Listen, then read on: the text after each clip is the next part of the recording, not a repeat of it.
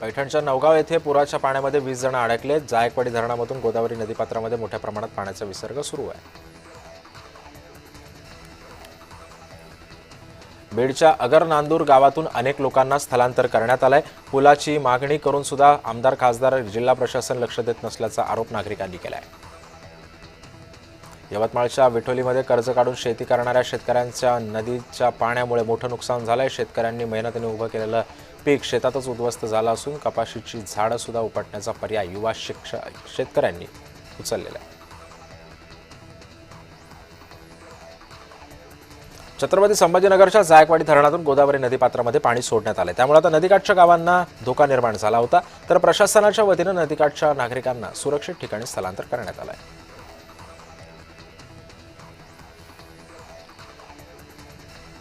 मुसळधार पावसामुळे उजनी धरणामध्ये पाण्याची आवक वाढली असून दौंडीतून धरणामध्ये 1,785 क्युसेकनं पाणी येत आहे, त्यामुळे आता धरणातून भीमा नदीपात्रामध्ये 95,000 क्युसेकनं पाण्याचा विसर्ग सुरू आहे। नाशिकमध्ये गोदावरी नदीला पूर आलाय। पूर ओसरण्यास सुरुवात झाली असून पावसानं विश्रांती घेतल्यानं पूर ओसरण्याला सुरुवात झाली आहे, मात्र धरणातून पाण्याचा विसर्ग अजूनही सुरूच आहे। सिंधुदुर्ग जिल्ह्यामध्ये आज पावसाचा येलो अलर्ट जारी करण्यात आला आहे। जिल्ह्यामध्ये काल पावसाची विश्रांती पाहायला मिळाली होती, मात्र काल रात्रीपासून पावसाची रिपरिप सध्या सुरूच आहे।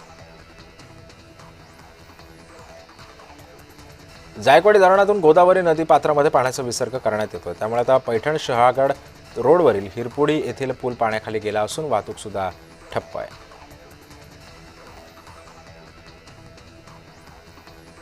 रत्नागिरी जिल्ह्यामध्ये पावसाचा जोर वाढलाय, त्यामुळे आता मासेमारीसाठी खोल समुद्रात न जाण्याचं आवाहन मच्छीमारांना करण्यात येत आहे। तर गेले 2 दिवस जिल्ह्यामध्ये मुसळधार पाऊस बरसत होता, त्यामुळे जनजीवन सुद्धा विस्कळीत झालंय।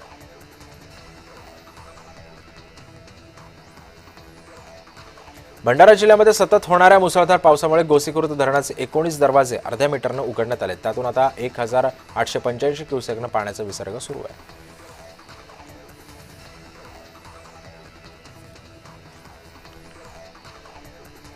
राज्यातील 31 जिल्ह्यांना अतिवृष्टीचा फटका बसलाय। 37 लाख हेक्टरहून अधिक क्षेत्र बाधित झाले असून 17 जिल्ह्यांमध्ये सर्वाधिक नुकसान झाले, त्यामुळे आता राज्यातील शेतकरी मोठ्या आर्थिक संकटात सापडलेला आहे। हिंगोलीच्या सिद्धेश्वर धरणाचे 14 दरवाजे उघडून 53,000 क्युसेकनं पाण्याचा विसर्ग पूर्णा नदीपात्रात करण्यात आला, त्यामुळे आता पूर्णा नदीपात्रामध्ये पाणी पातळीत मोठी वाढ झाली आहे।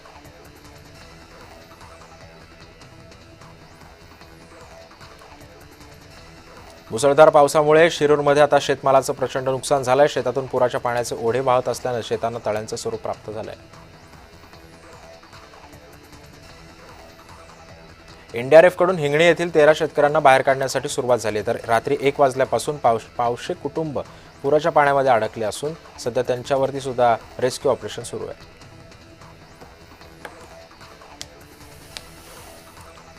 गोदावरीच्या महापुरामुळे राक्षस भुवन येथील शनी मंदिर परिसरामध्ये सध्या पाणी साचलेलं आहे आणि याच पार्श्वभूमीवर पांचाळेश्वर मंदिर सुद्धा पाण्याखाली गेली आहेत। गोदापात्रामध्ये 3 लाख क्युसेकनं पाणी सोडण्यात आलेलं आहे।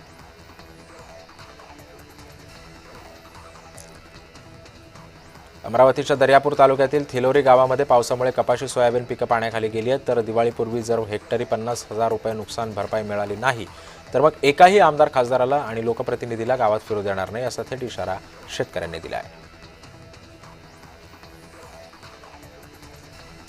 पुणे जिल्ह्याच्या उत्तर भागामध्ये कोसळणाऱ्या मुसळधार पावसामुळे घोड नदीनं रौद्ररूप धारण केले, त्यामुळे धोकादायक पातळीवरून वाहणाऱ्या नदीच्या पुराचं पाणी शेतामध्ये शिरलंय।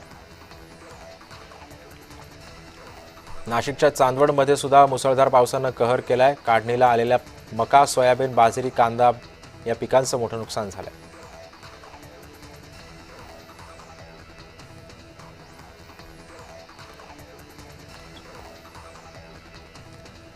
नाशिकच्या कळवण तालुक्यातील सनकापूर पुनन धरण क्षेत्रामध्ये पावसामुळे मोठ्या प्रमाणात विसर्ग सुरू आहे, यामुळे आता किरणा नदीला मोठा पूर आलाय।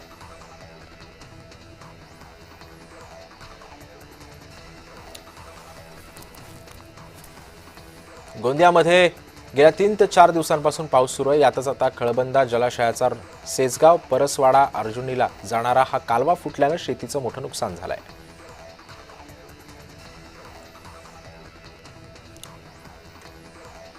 गेल्या 2 दिवसांपासून मुंबईमध्ये आणि उपनगरांमध्ये पावसानं हाहाकार माजवला. यातच आता मुंबईला हवामान खात्यानं ऑरेंज अलर्ट जारी केला आहे.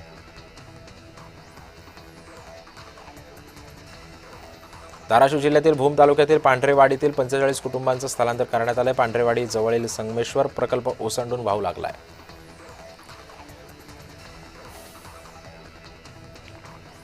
दक्षिण सोलापूर तालुक्यामध्ये सतत पडणाऱ्या पावसामुळे शेतकरी त्रस्त झालेत. गेल्या 20 वर्षांपासून जतन केलेल्या लिंबाच्या बागेमध्ये गुडघाभर पाणी साचल्यानं लिंबांचं मोठं नुकसान झालं.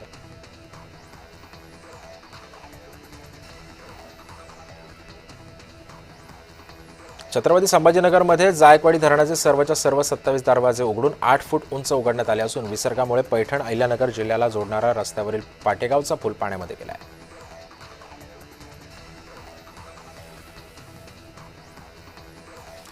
शनीच्या 3.5 शक्तिपीठांपैकी अर्धपीठ असलेल्या नस्तनपूर येथील शनी मंदिराला पाण्यानं वेढा घातला. परिसरामध्ये झालेल्या मुसळधार पावसामुळे परिसर पाण्याखाली गेला आहे.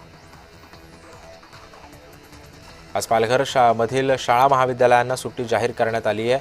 तर पालघर जिल्ह्याला पावसाचा रेड अलर्ट जारी करण्यात आला आहे.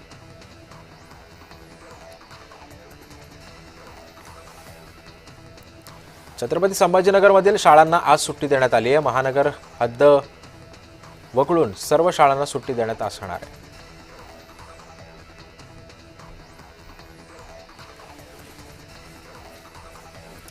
जायकवाडी धरणातील विसर्गामुळे जालना जिल्ह्यामध्ये सुमारे 10,000 रहिवाशांना विविध गावांमधून सुरक्षा स्थळी हलवण्यात आलंय. यामध्ये परतूर, अंबड, घनसावंगीतील नागरिकांचा समावेश आहे.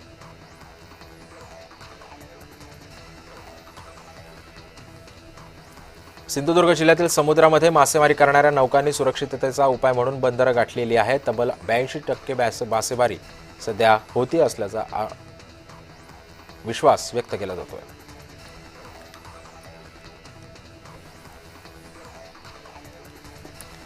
भिवंडी तालुक्यामध्ये मुसळधार पाऊस सध्या बरसतोय. पावसामुळे भात शेतीला मोठा फटका बसलाय. त्यामुळे आता जिल्ह्यामध्ये शेकडो हेक्टर भात शेती पाण्याखाली गेली आहे. नवदेवींच्या दर्शनासाठी महिला भाविकांना डहाणूमध्ये घेऊन जाणारी बस सध्या पुराच्या पाण्यामध्ये अडकून पडली आहे. डहाणू चरी वाणगाव मार्गावरती चरीजवळ रस्त्यावरती आलेल्या पाण्यामध्ये बस अडकली होती. बसमधील 15 महिला भाविकांसह चालकाला सुखरूप बाहेर काढण्यात यश आलंय.